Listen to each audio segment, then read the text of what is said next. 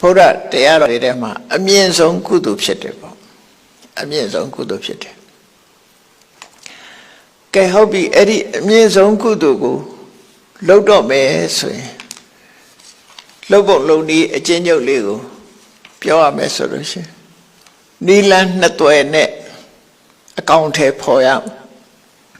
ဘာဝနာလုပ်တဲ့အခါမှာသမထကစမလားဝိပဿနာစမလားအဲ့ဒီစတာနှစ်ခုရှိတယ်သမထကစပြီးတော့ဝိပဿနာကိုသွားတဲ့နည်းတနည်းဝိပဿနာကစပြီးတော့သမထသွားတာတနည်းလို့သူတို့နှစ်ခုတစ်နှစ်ပေါ့နော်သမထကစမယ်ဝိပဿနာကစမယ်ဒီနှစ်ခုဟာနှစ်ခုစလုံးလုပ်ရမှာပဲသမထကနေဝိပဿနာသွားမယ်သို့မဟုတ်ဝိပဿနာကနေသမထသွားမယ်အဲ့နှစ်ခုစလုံးလုပ်ရမှာတချို့ဟောပြောနေတာလေးတွေရှိတယ်သမထမလုပ်ရဘူးလို့ဝိပဿနာပဲလုပ်ရမှာလို့ဆိုတာအဲ့ဒါတွေကတချို့ဟာကြတော့စကားလွန်နေတာတွေဖြစ်တယ်နော်စကားလွန်နေတာတွေဖြစ်တယ်နားမရောက်မှုလို့တယ်အဲ့ဒါသမထရောဝိပဿနာရောသမထဆိုတာတမာတိကိုပြောတာဝိပဿနာဆိုတာပညာကိုပြောတာလောကမှာတွေကြီးပဲအကုန်လုံးနော်တိဆောက်မှာတွေကြီးပဲအကုန်လုံးအဲ့တော့သွားတဲ့အခါမှာဘာဝနာလုပ်တဲ့အခါမှာသမထကစပြီးတော့ဝိပဿနာသွားမလားဝိပဿနာစပြီးတော့သမထကိုသွားမလားလို့လမ်းတစ်သွယ်ရှိတယ်နှစ်သွယ်စလုံးပယ်လမ်းပဲဖြစ်ဖြစ်သွားလို့ရမယ်သွားရမယ်သို့တော့နောက်ဆုံးလမ်းတစ်ခုဟာပူပေါင်းသွားတာကြည့်ပဲအကုန်လုံးလမ်းမှန်မို့ပဲလို့တယ်ကဲအဲ့ဒီတော့သမထကစဖို့သမထကနေဝိပဿနာသွားဖို့လေးကိုကြည့်ရအောင်ဘယ်လိုသွားမလဲလို့ဆိုပထမတဲ့ကိုယ်ရင်တဲ့နှလုံးထဲမှာဥပ္ပစာရသမာဓိပဲဖြစ်စေအပ္ပနာသမာဓိပဲဖြစ်စေစိတ်ကလေးငြိမ်အောင်အရင်လုပ်လိုက်ပါအဲ့ဒါဘာနဲ့လုပ်မလို့ဆိုရင်ခဏထွက်လေဝင်လေလေးပေါ်မှာပဲဖြစ်စေဒါလွယ်လို့ပြောတာပဲအာယုံပဲဖြစ်ဖြစ်ရပါတယ်နော်ထွက်လေဝင်လေလေးပေါ်မှာစိတ်ကိုစိုက်ထားလိုက်စိတ်ကိုစိုက်ထားလိုက်လို့ဘယ်တိုင်းတာထိအောင်ကိုထိန်းနိုင်ပြီလေဘယ်တိုင်းတာထိကိုစိတ်လေးကငြိမ်သွားပလဲဆိုတာကိုကြည့်ဇန်အဆင့်မရောက်သေးတာကိုဥပ္ပစာရသမာဓိလို့ခေါ်တယ်ဇန်အဆင့်ရောက်သွားရင်အပ္ပနာသမာဓိလို့ခေါ်တယ်ဇန်အဆင့်ရောက်သွားရင်တော့သူကအပ္ပနာဆိုတာထည့်ထားလိုက်တယ်လို့ငြိမ်သွားတာဥပမာနာယံတစ်ခုဒီတစ်ခုဆိုပါစို့စတစ်ကာလေးနဲ့ကတ်လိုက်တယ်ဆိုရင်အဲ့နာယံကိုကတ်သွားတယ်အပ္ပနာဆိုတာအာယုနဲ့စိတ်အဲ့လိုကတ်သွားတာကိုပြောတာကွာမသွားတော့ပဲနဲ့အမြဲတမ်းဒီအာယုလေးပေါ်မှာစိတ်ဟာဝင်ရောက်တွေ့ကတ်သွားတယ်လို့ဖြစ်သွားတဲ့ဟာမျိုးအပ္ပနာအဲ့ဒီအဆင့်မရောက်ရင်လည်းပဲပုတုံခွာတုံလေးပေါ့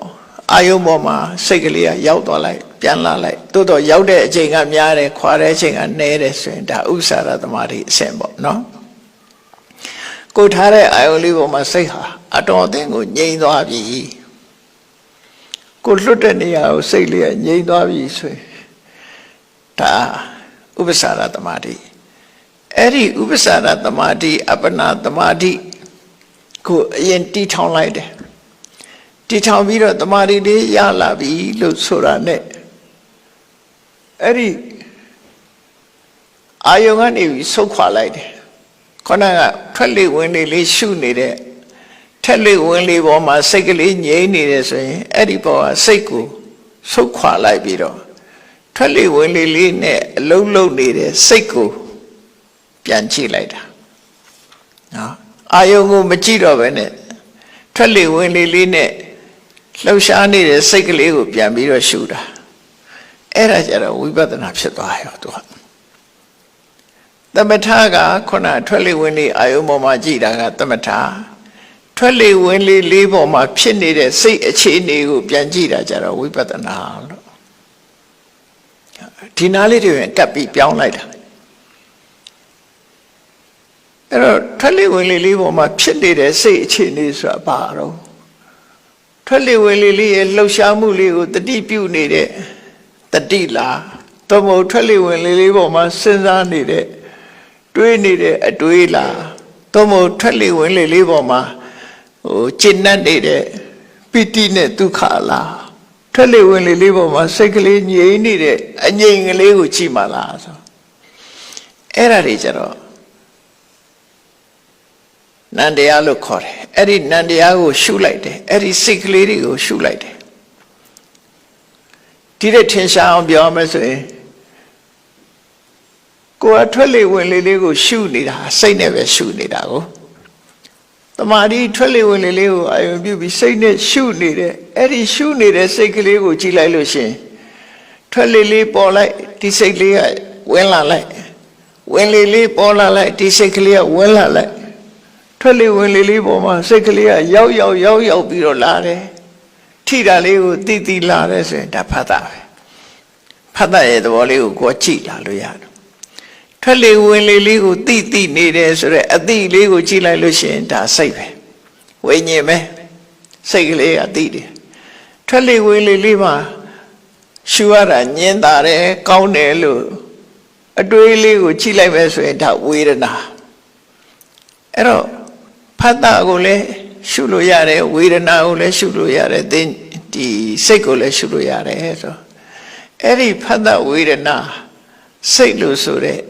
အခြေအနေလေးတစ်ခုကိုသိလိုက်ပြီဆိုရင်ဒါဝိပဿနာပဲရောက်သွားပြီစိတ်ကိုရှုတာဝိပဿနာအဲ့လက်တလုံးကြားလေးထဲမှာခုနတုန်းကထွက်လေဝင်လေပေါ်မှာထွက်လေဝင်လေဆိုတဲ့အာယုံပေါ်မှာဖြစ်နေတဲ့စိတ်ကလေးကထွက်လေဝင်လေအာယုံကိုပဲကြည့်နေလို့ရှိရင်သမထအဲ့ဒီထွက်လေဝင်လေဒီပေါ်မှာဖြစ်နေတဲ့စိတ်ကိုနောက်စိတ်တစ်ခုနဲ့ပြန်ကြည့်လိုက်တဲ့အခါဝိပဿနာဖြစ်သွားတယ်အဲ့ဒီနောက်စိတ်တစ်ခုလိုအပ်တာပေါ့နော်ပြန်စဉ်းစားတာအဲ့တော့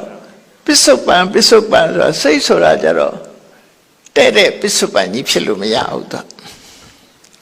စိတ်ဟာနှစ်ခုပြူးမဖြစ်ဘူးတစ်ခုတည်းပဲဖြစ်တယ်တော့အဲ့တော့ရှေ့စိတ်ရှေ့ကဖြစ်သွားရင်နောက်ကလိုက်ကြည့်တာပဲအရေးကြီးတာနောက်ကလိုက်ကြည့်ဖို့ပဲအရေးကြီးတာရှေ့ကဖြစ်သွားတဲ့စိတ်တွေကိုနောက်ကနေလိုက်ကြည့်ကပ်ပြီးတော့ကြည့်နိုင်လေတမာရီစွာပညာစွာအကောင်းလေးကတ်နိုင်လေပညာစွာတမာရီစွာအကောင်းလေးပဲ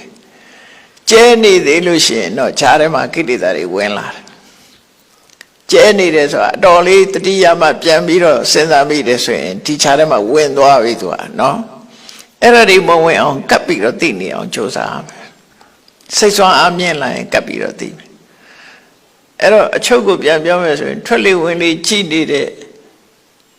စိတ်ကလေးဖြစ်နေတာကသမထစိတ်အဲ့ဒီသမထစိတ်လေးကိုနောက်စိတ်တစ်ခုကနေပြီးတော့စိတ်ကလေးရဲ့လှုပ်ရှားနေတဲ့သူ့အလုံးလုံးနေတာကိုပြန်ဆောင်ကြည့်တာကြတော့ဝိပဿနာလို့သမထနဲ့ဝိပဿနာအဲ့လိုဖြစ်သွားတယ်နော်အဲ့ဒါသမထကအရင်ဝိပဿနာကနောက်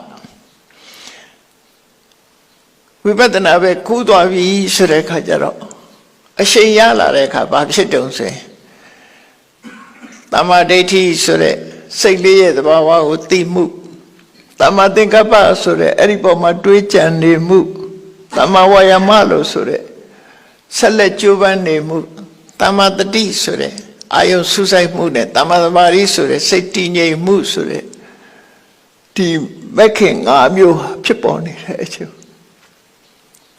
အဲ့ဒါကိုပုပ္ပပကမက်လို့ခေါ်တယ်သူတို့၅ဦးဟာဟန်ချက်ညီညီနဲ့အလုံးလုံးလာဒီအာယုံပေါ်မှာဟန်ချက်ညီပြီးတော့တကယ်ကိုအစွမ်းထက်လာပြီဆိုတဲ့အခါကျတော့သူတို့၅ခုစလုံးဟာတစ်ခုစီအလုံးလုံးတော့တာမဟုတ်ဘဲနဲ့အားလုံးပေါင်းပြီးတော့တဆူတဲ့အလုံးလုံးသွားပြီဆိုလို့ရှိရင်တော့ဒါကလောကုတ္တရာမက်ပေါ်တယ်လို့ပြောတာပေါင်းသွားရင်သူတို့၅ခုကပေါင်းသွားတယ်မပေါင်းသေးဘူးဆိုလို့ရှိရင်တော့ဝိပဿနာမဲ့သူတို့၅ခုစလုံးဟာတစ်ပေါင်းနဲ့ဖြစ်သွားပြီတစ်ခုတည်းလို့ဖြစ်သွားပြီဆိုတဲ့အခါမှာ လောကုတ္တရာမဲ့အဲ့ဒီလောကုတ္တရာမဲ့ဆိုပေါ်လာလို့ရှိရင်ဆိုင်ရာတန်ရောစဉ်တရားတွေကိုလည်းဖယ်ရှားတယ်ကိလေသာရဲ့အနုတ္တယဓာတ်တွေကိုလည်းပဲဖယ်ရှားပြလိုက်တယ်သူကြတော့စွန့်ထက်တဲ့ဟာဖြစ်တယ်အဲ့ဒီအဆင့်ရောက်သွားလို့ရှိရင်တမက်တဖို့ရသွားတာလို့ပြောတာနော်ဒါကဤတနည်းနောက်ဒုတိယဤတနည်းနဲ့ပြောမယ်ဝိပဿနာကစမယ်သမထမလုပ်ဘူးဟုတ်ပြီဝိပဿနာကစမယ်ဆိုလဲစလို့ရတယ်ကမ္ဘာထိုင်လိုက်ပြီထိုင်တဲ့အခါမှာခုနကထွက်လေဝင်လေတို့ဘာလို့မကြည့်တော့ပဲနဲ့တိုက်ရိုက်ကိုယ်တဏ္ဍာမှာထင်ရှားနေတာကိုယ်ဉာဏ်ထဲမှာပေါ်လွင်တာထိုင်လိုက်တာနဲ့တပြိုင်နက်ကိုယ့်ရဲ့ထိုင်ကုန်နဲ့ကိုယ်အသားနဲ့ထိနေတဲ့နေရာမှာမာတဲ့သဘောအတုံးခဲသဘောလေးကိုအာရုံပြုလိုက်မယ်ဆိုရင်ဒါပထဝီပဲဒါဝိပဿနာတိုက်ရိုက်သွားတာနော်မာနေတဲ့အရာလေးကိုတတိထားမိပြီးတော့မာတဲ့သဘောဟာဒါပထဝီဓာတ်ပဲပထဝီဓာတ်ဟာပထဝီဓာတ်တစ်ခုတည်းရှိတာမဟုတ်ဘူးအာဘောဓာတ်ကစုစည်းထားတယ်တေဇောဓာတ်ကအပူပေးထားလို့အခုလိုမာနေတာအဲ့ဒီထဲမှာလဲတွန်းကန်မှုဆိုတဲ့ဝါယောဓာတ်လည်းရှိနေတယ်ဆိုတယ်ရုပ်တွေကိုတစ်ခုပြီးတစ်ခုတစ်ခုပြီးတစ်ခုဆက်ဆက်ပြီးတော့ဖြစ်ပေါ်နေတာတွေကိုအသိဉာဏ်နဲ့လိုက်ပြီးတော့ရှာရစူးစမ်းဆင်ញင်တာပေါ့တစ်ခုပြီးတစ်ခုလိုက်ပြီးစူးစမ်းချက်ရင်လိုက်တယ်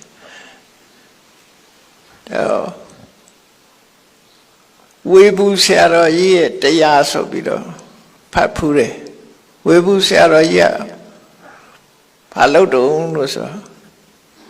လက်ညှိုးလေးနဲ့လက်မလေးနဲ့ပုတ်နေတယ်လို့ကြားဘူးတယ်ဘုံကြဘူးတာပြောတာနော်အဲ့ပုတ်နေတာဘာလို့ဆိုလက်ညှိုးလက်မထိနေတယ်ဆိုတာသူပထဝီဓာတ်ကိုအာရုံပြုတဲ့သဘောပဲတခြားနေရာမှာလက်ညှိုးလေးနဲ့လက်မနဲ့ထွတ်နေအဲ့ဒီထိပြီးတော့ပုတ်နေတဲ့သဘောတရားလေးကိုကြည့်ပြီးတော့ပထဝီကနေပြီးတော့ယုတ်တရားတွေအလုံးကိုသူသိအောင်ကြိုးစားတယ်အဲ့ဒီကနေပြီးတော့ထိမှန်သိတဲ့အသည့်စိတ်ကိုကြိုးစားနေတယ်ဝေဘူးဆရာတော်ကြီးလုတ်တယ်လို့ဘုံဘုံကစာထဲမှာဖတ်ဖူးတယ်စာထဲမှာဖတ်ဖူးတယ်ဘယ်ဟာပဲဖြစ်ဖြစ်ကိုယ်တဏ္ဍမှာရှုံးတဲ့နံနေဟာကိုယ်ကတတိမပြုတာပဲရှိတယ်သူကသူဖြစ်နေတာတော့ရှိနေတယ်တော့ကိုယ်ဉာဏ်ထဲမှာအထင်လွဲဆုံးအရာတစ်ခုရှုလို့ရတယ်ခုမှထွက်လေဝင်လေကနေတိုက်ရိုက်သွားခြင်းနဲ့ဆိုလို့ရှိရင်လည်းပဲကြည့်လိုက်လေရှုသွင်းလိုက်တဲ့အခါမှာခုနလိုတာမန်ထိတာကိုသိတယ်ဆိုတာလေးတွေမှတ်တာမဟုတ်ပဲနဲ့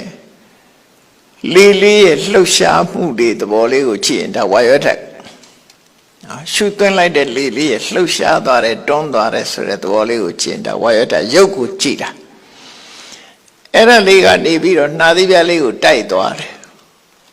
တိုက်သွားတဲ့အခါမှာထိမှန်သိလိုက်တာလေတိုက်သွားမှန်သိလိုက်တဲ့အသိစိတ်လေးကိုတစ်ခါတွေးလိုက်ပြန်တယ်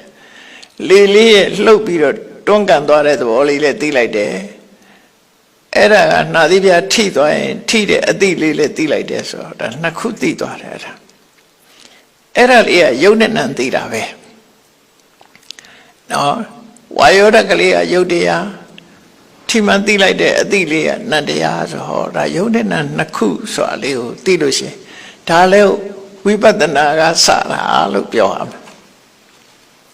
ခொနတမာရီမွေးတာမဟုတ်ဘူးကွာရှုပ်လေးကတစ်မျိုးနံတရားလေးကတစ်မျိုးထိလိုက်ရင်သိသွားတယ်ဆိုတော့နံလေးရလေးအဲ့ဒီနှစ်ခုကိုသိအောင်ကြိုးစားနေခြင်းသိပဲနဲ့ယုံနာနှစ်ခုကိုသိခြင်းယုတ်ရဲ့သဘာဝနာရဲ့သဘာဝကိုသိနေခြင်းပဲဖြစ်တယ်အဲ့ဒီကနေဆက်သွယ်ပြီးတော့တခြားရှုံနံတွေကိုလည်းပဲဆက်ခါတွေ့ရှိပြီးတော့သိရှိလာမှာပဲဖြစ်တယ်ပေါ့အဲ့ဒါကဝိပဿနာအဲ့ဒီဝိပဿနာတရားသည်အရှိန်ရလာတဲ့အခါကျ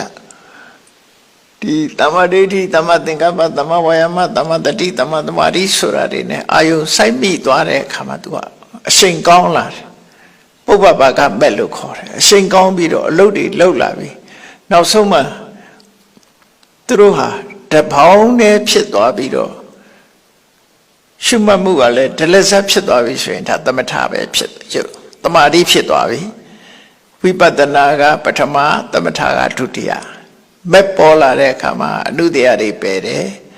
တန်ရောစဉ်တွေပယ်တယ်ဆိုတာဖြစ်သွားတယ်ဒီလမ်းကြောင်းပဲပြန်ပေါင်းတာပဲเนาะနောက်ဆုံးမှာဝိပဿနာကစပြီးတော့သမထကိုရောက်သွားတယ်သမထကနေစပြီးဝိပဿနာရောက်သွားတယ်အဲ့ဒီနီးနှစ်နည်းလုံးဟာဘယ်နည်းပဲဖြစ်ဖြစ်ဘာဝနာလုပ်ငန်းအတွက်မှန်ကန်တဲ့ဒီလနှစ်ခုဖြစ်ပါတယ်လို့စာပေကျမ်းကမှဒီလိုဟောထားတာပါ